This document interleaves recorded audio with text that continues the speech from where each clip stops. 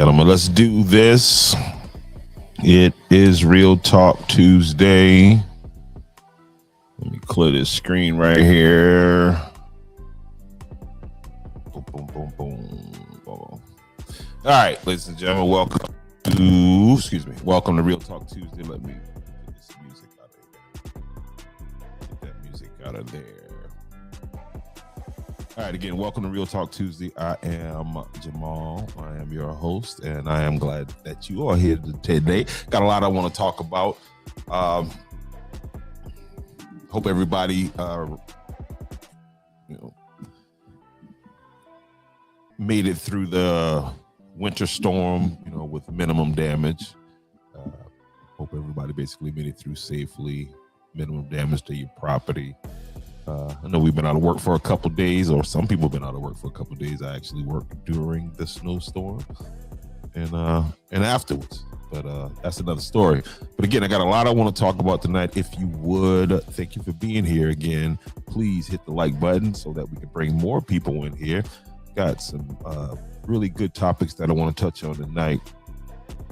We're going to talk about Don Lemon a little bit and his whole episode with being arrested, and this whole talk about free speech, and everybody's got their opinion on it, and of course I have mine, and I'll share it with you here later. And I encourage you to get in the chat in the comment section that I'm going to post on screen, and all I ask you to do is just be nice, be respectful. Please don't be disrespectful. Don't start cursing.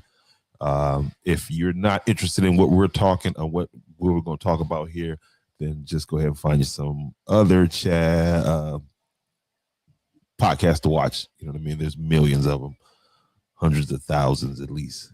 All right. So again, welcome in, and please hit that like button. We're also going to talk about there's been some drastic changes to the SNAP benefits, and we're going to talk about what you need to know and how it could possibly affect you if you are one of the people in this. We'll also talk about Representative Roger Kirby.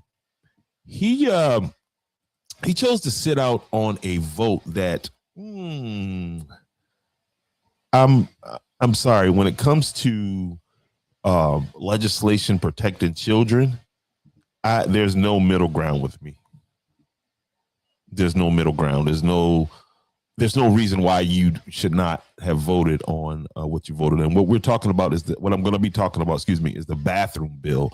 But we'll get into that a little later. And and then we'll be talking about Sheriff Carter Weaver and his comments in regards to the new municipality that is in the process of being formed in Georgetown County. For those of you who don't know, Sheriff Carter Weaver said that he is not for sale. Again, we'll do a little deep dive into all of these different topics here, and a couple more topics too. But check this. I ain't gonna steal 1 minute. Check this. We ain't gonna do that. But what we are gonna do is take a moment to kick it up to one of our sponsors before we get into these. In times of trouble, you need someone who knows the law, knows the community, and knows how to fight for you. The law offices of Caesar McKnight, right here in Kingstree, South Carolina, is committed to protecting your rights and protecting your future. From criminal defense, personal injury, to family law. When the stakes are high, experience matters, and so does someone who listens. Call today and get a competent, passionate, and effective legal team on your side. Because when life hits hard, you don't have to go through it alone. The law offices of Caesar McKnight, justice for real people, serving the Kingstree and surrounding South Carolina communities. Call now or visit the website today, or stop by for a free consultation. In times of trouble, you need someone who knows the law, knows the community, and knows how to fight for you. The law offices of Caesar McKnight, right here in Kingstree, South Carolina, is committed to protect. All right, my bad. I had that on loop, but you get the point right there. Go check out the law offices of Caesar McKnight. That's who we use over here at Andrews the Podcast, by the way. But let's get into this right here. Let's start off with right here. Let's start at home, okay? And let's talk about this situation right here where Sheriff Carter Weaver says he is not for sale, okay? And this was I guess his response to the Georgetown Waccamaw Neck community. Again, that's trying to form the new municipality over there. And there's a question about policing. And Sheriff Carter Weaver is quoted in the paper as saying that he's not for sale. And what I would say to Sheriff Carter Weaver is, of course you're not for sale. You're an elected official. What do you mean you're not for sale? That's kind of high page. That's kind of I'm not understanding why he would say he's not for sale. Okay, and what is the big issue with him patrolling this area that he already patrols already, because this place is in Georgetown County. Again, these folks are not annexing another part of Georgetown County to bring in. This is an existing part of Georgetown County. What you all know is the Waccamaw Neck.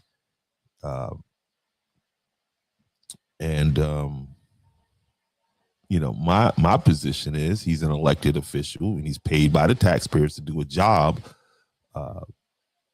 A public office is not a favor. And again, he was elected to cover Georgetown County. Somebody make me understand. Somebody explain it to me like I'm a 5-year-old as to why this is an issue and why these people cannot proceed with what they're doing to protect their interests in that part of the county. I mean, independence is not optional. It's the minimum requirement. Like, I don't understand. If the sheriff feels that he needs to say he's not for sale, who exactly is he talking to?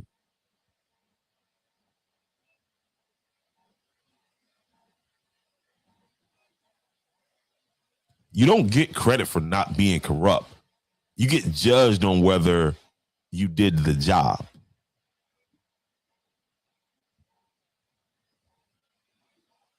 So not clear on, you know, how that works out. But I'll remind the people of the Waccamaw Neck that Andrews doesn't pay for extra police for him policing the thing. It was my understanding that there was some type of, you know, in my opinion, shady deal that was in place where Andrews used to pay like some extra money. You got to understand, there's a budget that the sheriff works out of, right? And so he was getting money outside of this budget that he's working out of. Well, Chief Cockrell put an end to that in Andrews. So maybe the people at Waccamaw Neck need to take a trip down to Andrews, South Carolina, and holler at Chief Cockrell and find out what it is that he knew or that he knows where the sheriff does the job that he's elected to do. And they do a good job in Andrews. They overdo their job in Andrews, as a matter of fact. Okay. So I don't have a problem with them. You know, continue cracking down on the drug dealers. You know, we got a drug problem in Andrews in certain areas, not as bad as it used to be, but we all know where it is. Okay. So,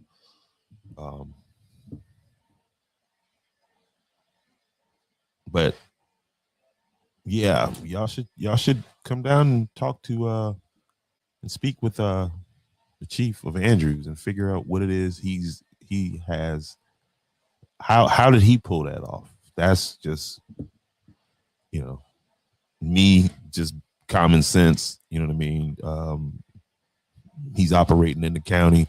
Obviously, he had some kind of, find out what he told the sheriff to convince him to give us this great service at no extra cost.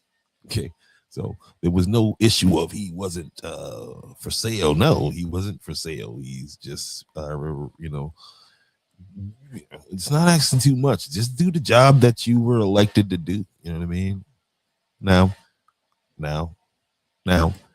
I want to point this out, right? And please, I need the fact checkers to go behind me and check this, right? Because here's what I don't understand, right? Is that Sheriff Carter Weaver received essentially no votes from Andrews. None.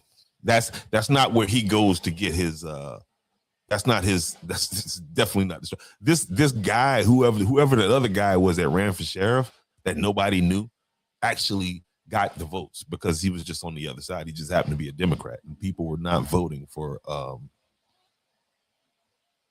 Sheriff Carter Weaver. So put that in your pipe. I mean, he's over here overprotecting a population that doesn't even support him. So I don't know, make it make sense. I'm just the podcaster. And again, you see on the bottom of the screen, if you would like to support the podcast, there's a lot of different ways you can do that, but there's one on the bottom of the screen. But we're going to get into some more stuff here right after this, right here. Join us for an unforgettable evening of elegance, purpose, and community at the 5th annual Keep the Beat Gala. This signature event brings together supporters, leaders, and change makers for a night of music, culture, and meaningful impact. Hosted by the NOLA Network, this gala supports a mission rooted in one simple belief: that every individual deserves access to the resources they need to live their healthiest lives. When you attend, you're not just attending an upscale masquerade experience. You're standing with fine organizations committed to health, equity, and community well-being.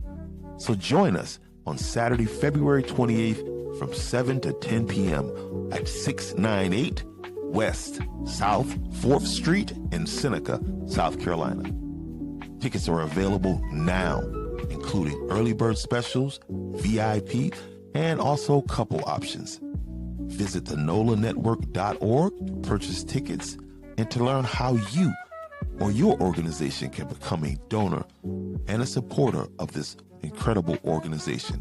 Remember, dress to impress, wear your mask, and help us keep the beat for health, for community, and for change. Thank you. Absolutely. And we're back. So check it. Again, thank you guys for hitting that like button. You are killing it tonight, man. I mean, killing it, right? And so what we're going to talk about now is my man Don Lemon right here. Don Lemon. For those who don't know, just a little backstory. He was arrested recently in Minneapolis, Minnesota. Not sure if it was Minneapolis, but in the state of Minnesota. He was arrested for violating the FACE Act and also this KKK law that banned KKK people from banned the KKK from interrupting church services and just walking in places, and but the FACE Act came about because of abortion clinics. But in that legislation, on the back end of it, it was churches were added to it to basically get it to go through. And there's a lot. I'm gonna be covering this story heavy because as expected, a lot of folks who have no context as to what the story is about. Don Lemon went into a church with a group of protesters, right? Don Lemon's contention is that, and what I hear a lot of stupid people saying is, he's, freedom of the press, freedom of, he has the freedom of the press. He's a reporter, right? And he's protected by the First Amendment. Well, what most of those people fail to realize is the First Amendment does not give you the right to violate the First Amendment of somebody else. See, that's the problem. That's what's at odds here. Don Lemon contends that he was just covering a situation. The problem is that he recorded the whole thing, right? And most of the people who sitting here saying, "Hey, I stand with Don Lemon," these people will agree with anything as long as the other side is looking the other way, oppositely. And it's the same way on the right and the left. Both are idiots. You got right wing extremists, and then you got left wing nuts too, right? These are people who everything goes through the lens of their party. So we're going to base whether this is right or wrong on the lens of the party. I'll say this right now: I don't care who you are. It's wrong to go in somebody's church, and the First Amendment protects that. But with that being said, let me talk a little bit more about what Don Lemon has done. Don Lemon was arrested again following his involvement in a protest inside a church. Video shows some key elements to why he was arrested. The video shows planning and participation, not just reporting. Okay. And there was one point in there where he told the pastor, "Hey, don't push me." Obviously, the man was not pushing him. I would have punched him in the face at that point. But that's just me and my uncivilized way of handling things like that. First Amendment protects reporting, not disruption. It protects reporting, not disruption. And a lot of people are under the impression that the First Amendment protects, because if you work for CNN or you work at the first that at the time when the law was written, there was no press. They was talking about the print press and anybody who had access to it. So this law is written to protect the common person's right to speak, but it does not give you the right to violate. Okay, I may disagree with a lot of these crooked ass preachers, but that doesn't give me the right to go inside their church. Now I can stand out in the public and interview people as they come out of the church. That's a whole nother thing. But once I decide, and I pre-plan to, again, most people have not, and I'll say this again, have not watched what actually happened. Okay, but let's keep talking. The First Amendment protects reporting and not disruption. You don't get to help organize an event, which is what Don Lemon did, and then retreat behind press credentials. Right? And I mean, literally threw them people under the bus. And if you saw him on Jimmy Kimmel last night, you understand what I've been saying, what I said in a post, that this is about Don Lemon. This is not about the damn Somalis or however this post, because what sparked ICE off in Minnesota was Nick Shirley? But his report on the Somali fraud with the daycares, right?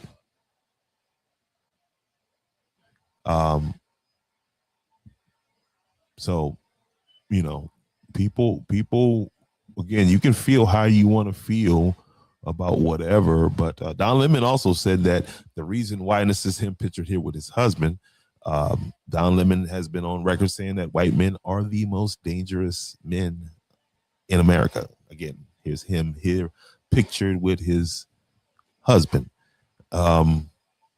He also said that he's being targeted because he's a gay black male. If you saw him on Jimmy Kimmel last night, you really understand what this is all about. This is not about the protests. This is about Don Lemon having that moment. And he thinks he has that moment. Okay? And hopefully, if the justice system, which I doubt it, but if the justice system is to have any credibility, Don Lemon should be in jail, and he should do a long time. Which is crazy, is that somebody that purports to be a champion of black people, how could you be so ignorant to violate a law that was literally put in place to protect black people? And again, we're slowly forgetting about the rest of the protesters, which I think this is by design, who you talking about the lawyer who organized this protest, and they went into church, and then and so fast they started to backpedal. But Don Lemon was looking for that moment, and on Jimmy Kimmel, you know, he was talking about when his husband came and got him out of jail, and you know, he asked his husband about his channel, and his husband was like, "Yo, your numbers are going up," and that's what it was about. That's what it's about. You know what I mean?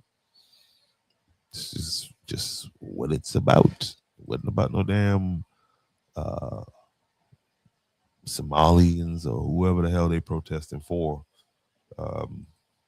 But it's just, you know, having that moment and, you know, trying to be the ultimate victim. And that's what that guy accomplished there, man. So again, obviously the like button does not work tonight, but guess what? I'm going to keep pushing through because I'm a champion. All right. And again, I need you guys to check out this. They say freedom isn't free. And tonight, as we look upon this simple table and remember the ones who paid the price but never came home, this is the missing man table. Each piece tells a story. The small table, for one, symbolizes the isolation of our prisoners of war. The white cloth represents the purity of their service, their willingness to answer the call. The single red rose reminds us of families who still wait year after year, hoping for word of their loved ones' return. The lemon is bitter, just like their fate. The salt, the tears of those left behind. The glass is inverted. The chair left empty because they are not here. But their spirit remains. Their sacrifice endures. Here in Andrews, South Carolina, we're doing something powerful, something historic. We're building a POW MIA monument, one of only a few in the entire state of South Carolina, to honor those who were taken and those who never returned, a place where generations can come to learn, reflect, and remember, a place where their stories live on. But we can't do it alone. We need your help, your donations, your support, your voice to bring this monument to life. Every dollar brings us one step closer to honoring our heroes right here at home. So join us, be a part of history. Donate to the POW Monument of Andrews, South Carolina. For those still missing, for those who never came home, for those we will never forget.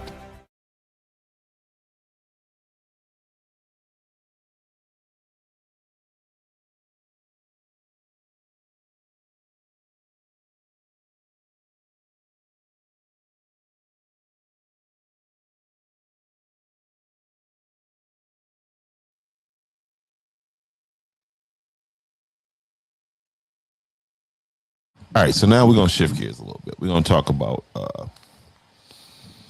a bill that was just voted on the floor of the House. Let me grab some notes from someplace else because I don't have any right here. But who you're looking at right here is Representative Roger Kirby. And he had an opportunity to basically put his name on some legislation to protect children. And he chose not to. And a lot of people can say, well, maybe he had some other things to do. He couldn't make it. Yeah, that's true. I'll grant him that. But there's also ways that you could still get on the record where your position is on this. Again, this is something protecting children. Give me a second.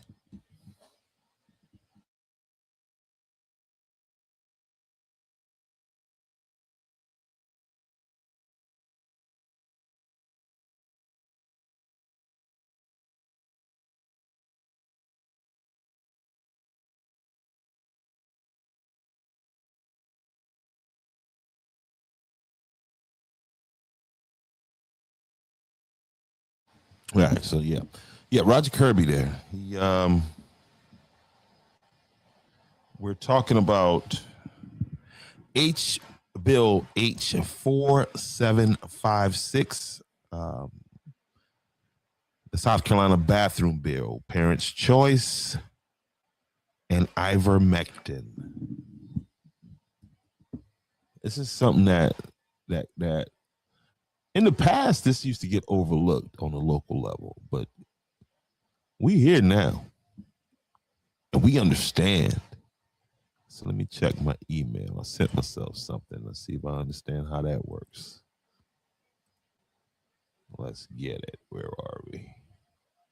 Go to the good old handy dandy Gmail. And there it is. How you say that? Whoop. There it is. All right. So I want to be able to share this with you guys.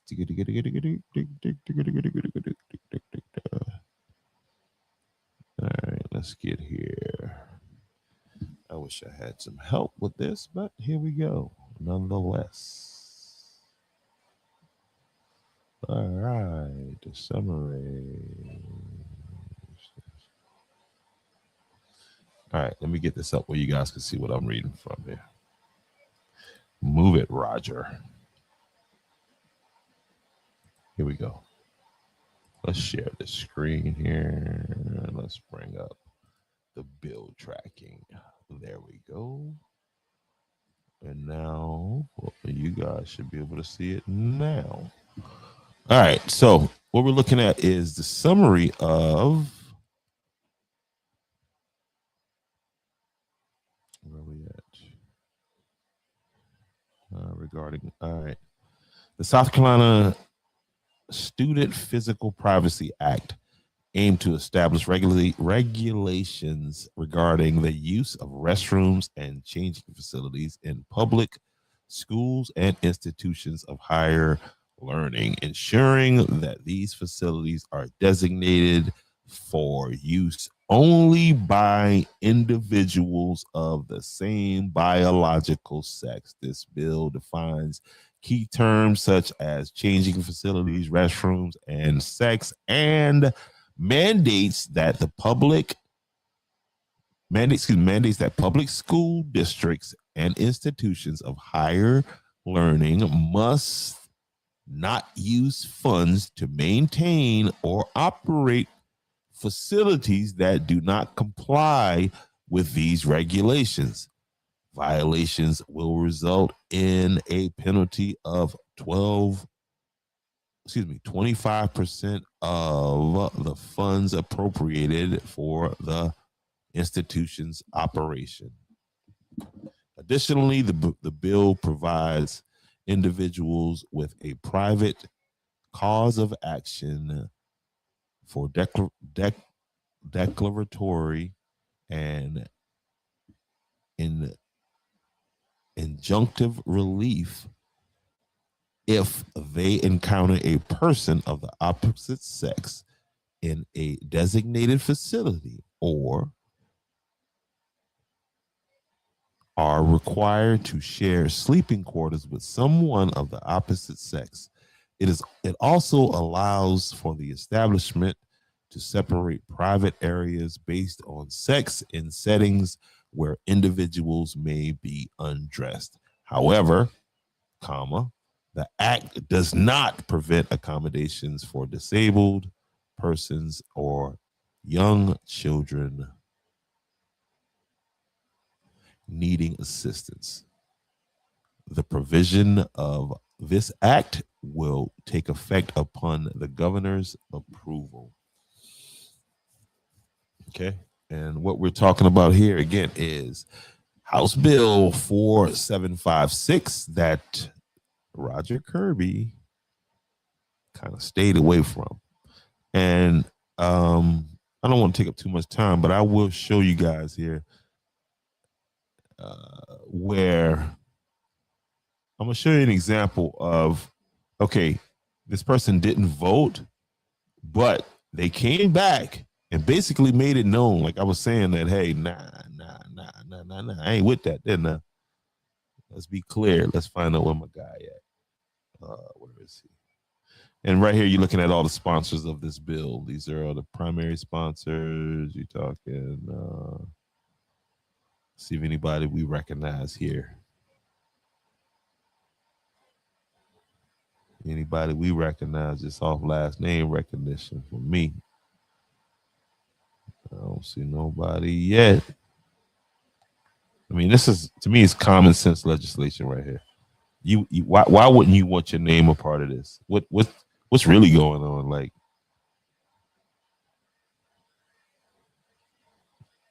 the chroma.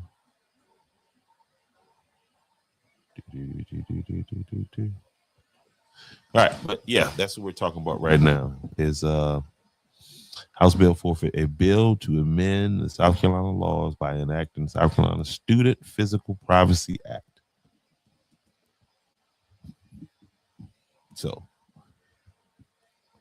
this bill passed the House, but with no help from this young man. So anyway, let's keep it moving right along and get into our last segment here. Most people know the building. Most people say the name, but very few people know the story behind it. Ralph H. Johnson Veteran Affairs Medical Center in Charleston, South Carolina, isn't named after a politician. It's not named after a donor. It's named after a young Marine who made the ultimate sacrifice.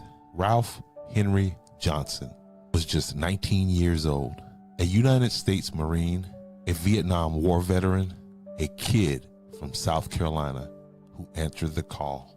In June of 1968, during combat in Vietnam, Johnson's unit came under attack. Grenades began raining down. Ralph Johnson didn't hesitate. He didn't look for cover. He didn't think about himself. He threw himself on the grenade.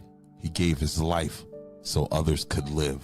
For that act of courage, Ralph H. Johnson was posthumously awarded the Medal of Honor, the highest military decoration in the United States. So every time a veteran walks through those doors, every time a family finds care, every time a life is saved inside that hospital, they're walking into a place of true valor. Not a name on a wall, not just a sign on a building, but a story, a sacrifice, a reminder of what service really means. So the next time you hear the name Ralph H. Johnson, ask yourself, did you know his story?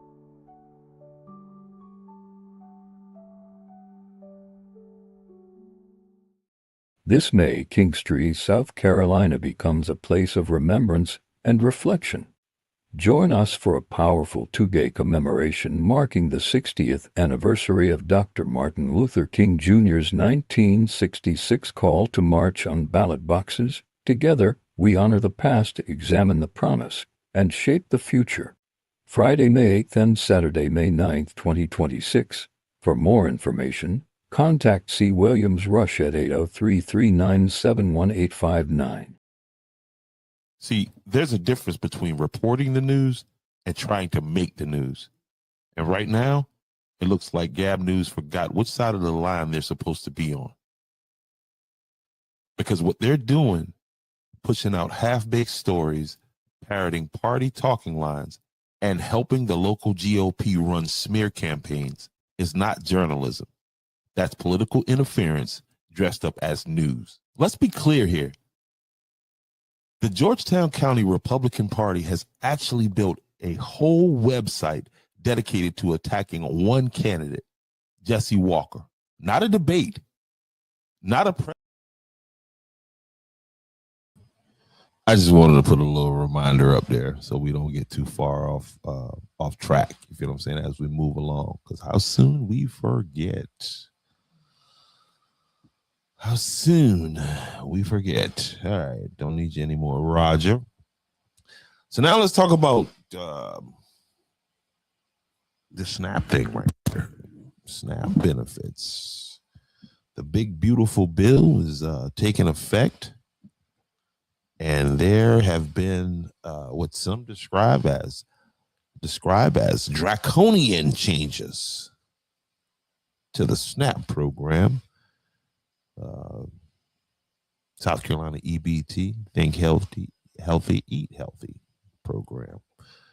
So what we're going to do now is just talk a little bit about some of the things that you guys maybe, you might want to look out for.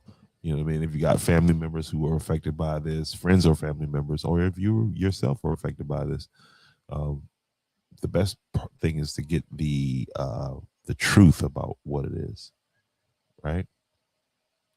About what exactly is going on. This is not something that you should be got to be calm and understand what is going on. So let me get this up here for you guys. Viewing pleasure. Right there. Paste that. Thank you. We're going to take the timer off of that. And then we're going to add it. All right. SNAP benefits. Reality check for South Carolina. Is it? Really? What does it mean? What are they talking about? The big, beautiful bill. What is that damn Trump up to now? Okay. Well, SNAP rules have tightened. And what it says is able-bodied adults from the ages of 18 to 64. That's right. I said 64. You either have to work, train, or volunteer for 80 hours per month in order to receive these benefits. If you don't do this, benefits are limited to 3 months or 36-month per period. Excuse me, or a 36-month period, in a 36-month period. So if you don't maintain this, you can lose that, and you'll lose your benefits for 3 months in a 36-month period. I guess I'm not clear on that. Give me a second. Let me work through that a little bit more. Exemptions have been narrowed as to what an able-bodied person is. This is not about shaming people, obviously, right? This is about information right here. Keeping people informed before their benefits disappear because they don't have the proper information. They're working with some bad information. This policy is supposed to be that it doesn't care about intention. It cares about compliance and what people should do. Document your work or training hours. That's going to be key. And you're going to have to be clear with your caseworker that, what you're presenting to them works. You know what I mean? You don't want to play around with that. If that, you don't want to play around with that. And like I just said, stay in contact with your DSS caseworker, and you can imagine that they're going to have a ton of people reaching out to them with questions about this. So you may want to have your shit together whenever you call, so you don't, you can get the answers you need with minimal amount of conversation. Maybe try communicating with them through email. Just keep in mind, it's going to be a busy time for them. Don't wait until your benefits stop to start asking questions. Don't play with that. That's not to play with.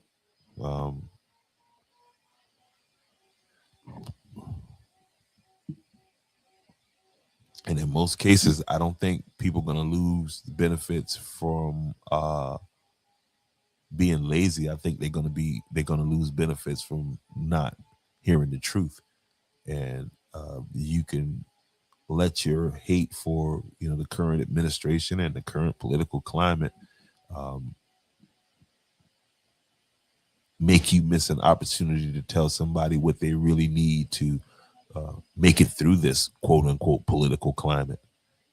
You know what I mean? So kind of sit your anger to the side and methodically lay out what these people should be doing, because this is not something that they need to approach emotionally, because it's not changing.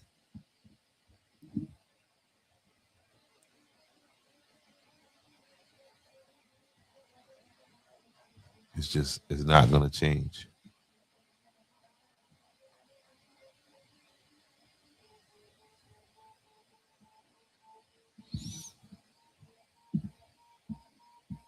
Not going to change. So, let's put all this together, man.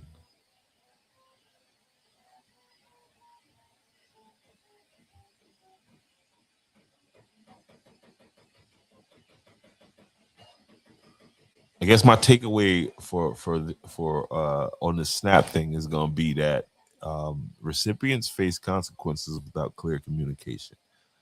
If you approach this emotionally, you know what I mean? Okay, we're clear. We heard you. You hate Donald Trump. Good. Now, how do you move past that to get what you need to survive?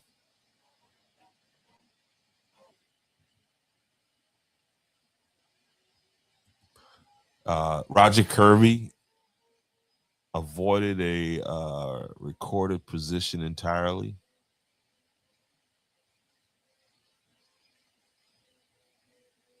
I mean, he recorded a time. It's like a historical moment. This is just a battle between good and evil. Come on, man.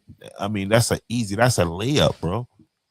Anything protecting children, unless you don't believe that, children should be protected in privacy in the bathroom at the schools.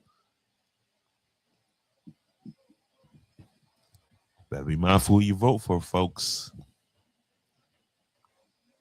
More importantly, you better be mindful of the people who you vote for. What are they voting for or not voting for?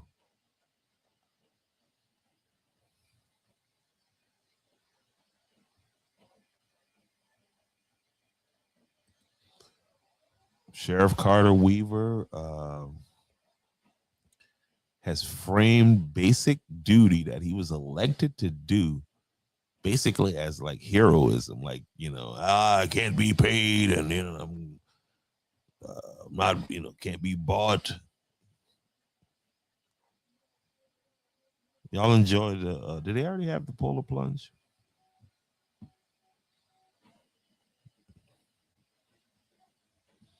I think I'm gonna attend this year. I think I'll cover that with my buddy Scotty Daddy, and we like to party. We don't talk to, and they don't have nobody. And Don Lemon, who says that he's being targeted because he's a gay black male in America, and that white men are dangerous. He wants to be protected under the First Amendment, freedom of speech, freedom of the press. He wants to be protected for violating somebody else's rights. Work that shit out of your mind. You want to be no. My First Amendment means more than their First Amendment. Facts matter, man. Actually, they don't, obviously, because I think listen. If they ain't locked Jesse Smollett up for what he did, then this boy right here gonna get off too. I think his husband won't allow it. It's not letting Donnie go to the clink.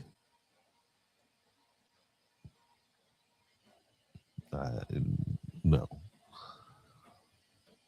But here it is, man. Listen, whether you are a journalist, a public official, or a lawmaker, or a lawmaker, your words don't matter nearly as much as your responsibility to the people that elected you.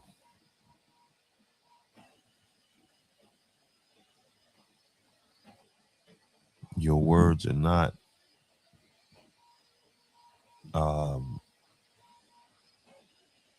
as nearly as important as the responsibility of the people affected by your actions.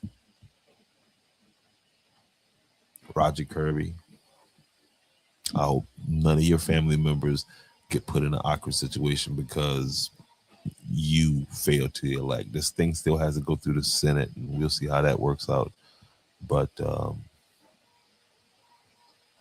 and again, to the people over in the Waccamaw Neck, y'all better come holler at Chief Cockrell and figure out what it is he was able to do to get the coverage that the sheriff was elected to do. He was elected as the sheriff to cover Georgetown County. I get it that there are municipality rules and all this other stuff in place, but if there's no police there at the municipality, shouldn't that fall to the county? I mean, the municipality sits within the county. So again, there's smarter people on these things than me, and hopefully they'll come and help us decipher some of this. So, but with that being said, I appreciate that one like tonight. I don't know what's going on with y'all tonight, and that like button, but anyway, we out of here. In times of trouble, you need someone who knows the law, knows the community, and knows how to fight for you. The law offices of Caesar McKnight, right here in Kingstree, South Carolina, is committed to protecting your rights and protecting your future. From criminal defense, personal injury, to family law. When the stakes are high, experience matters, and so does someone who listens. Call today and get a competent, passionate, and effective legal team on your side. Because when life hits hard, you don't have to go through it alone. The law offices of Caesar McKnight, justice for real people, serving the Kingstree and surrounding South Carolina communities. Call now or visit the website today or stop by for a free consultation.